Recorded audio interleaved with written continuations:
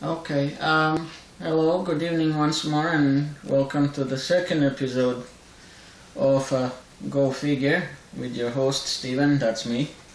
I'm going to tell you another story, except this time it's going to involve the 11-inch Marvel Hero Titans from the present day, made by Hasbro, started in 2013 and continuing into 2014. What you see in front of me is almost complete collection of these figures. I will start with the front row. We have Spider-Man in his regular classic costume, and then Green Goblin, who unfortunately yet again, as in the past, did not come with a glider, but he did come with a pumpkin bomb in his hand, and he's in his classic appearance. Then we have Hulk. And then next to Hulk we have the futuristic Spider-Man from the comics, the Spider-Man 2099, from the year 2099 in the comics. And next to him is the Iron Spider. Now, Iron Spider is from the latest stories, relatively latest, and he's unfortunately missing the spider legs that he's supposed to have at the back, because this was aimed at kids, so I would assume Hasbro was not interested in making the figure all the way it's supposed to be.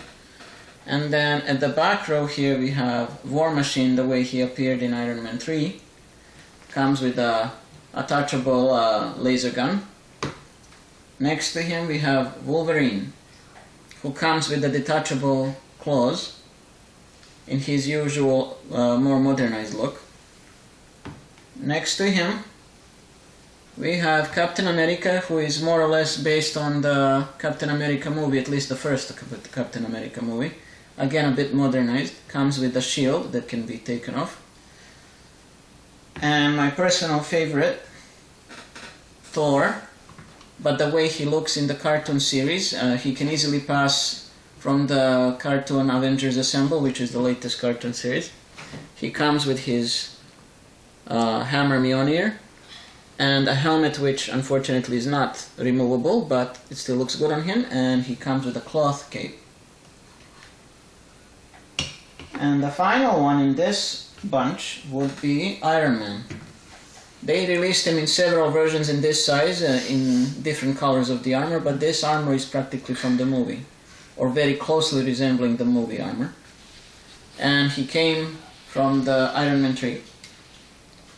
Now, there is still a few characters that are yet to come and yet to be released, which I don't have at the present moment, and some of those would be Doctor Doom in the same size, and Hawkeye, based on the new Avengers series, and wearing his more modern costume, and the final one would be the Falcon. Falcon being his classic costume, and after that there is only one last left, and that would be Wolverine, same as this one, but in a more vintage look of a brown and yellow costume. But the figure would be the same. The last important thing that would be interesting about these figures that I would like to mention is that they have very basic minimal articulation. In other words, they can move their legs up and down, a little bit backwards, arms up and down, and their heads can move almost very little to almost nothing.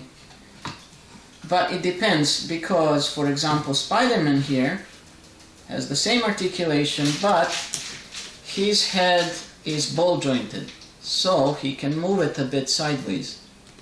Green Goblin as well can do the same with his head. Now, to get my point across, that these guys are just a representation of a very old Marvel line that existed in the past, I will take a sample and show you. It's comparison time. We have here 2013 Wolverine, Marvel Hero Titans, and his great ancestor Wolverine from the Marvel Universe 10-inch toy line from 1990s, made by Toy Biz. There is a difference of about 1.5 inches between these two, roughly, or about 1 inch I would say, but each of them has something to offer. The figure on the right is built in a very lean way, very skinny sort of way, in a modern look, while the one on the left is more cartoon accurate and comic book accurate from back in the day, and he has definitely far more articulation than the one that followed many years later. Another comparison time, and this time we will compare the two Green Goblins. The 2014 Titans version and Marvel Universe 10-inch version. Again, you can see some significant differences. The one on the left is having a face that's more cartoon accurate and a comic book accurate from back in the day, while the one on the right has a more menacing and a more modern face. And both of them do come with their pumpkin bums, but neither comes with a glider, and one of them comes with the bag that's already molded on him and the other one does not. And the final comparison at this time would be between the two Iron Men. The Iron Man from 1996 on my right hand side, and the 2013 Iron Man on my left. Again, the differences are quite significant. I personally prefer the one on the right hand side because he has very bright colors and a lot more articulation. But whichever you choose from these two different toy lines, each of them actually in reality has something to offer. It just depends what's your cup of tea. That would be all for now. I will keep you posted and updated on any further new figures that come from Marvel Hero Titans. Thank you for watching, and talk to you again soon. Bye.